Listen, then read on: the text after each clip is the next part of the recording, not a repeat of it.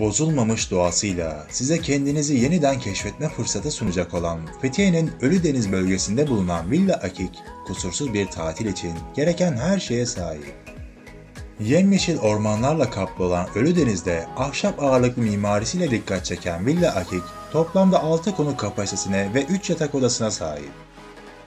3 de banyosu bulunan Villa Akik, geniş iç mekanı ve farklı ayrıntılarıyla dikkat çeken bir villa.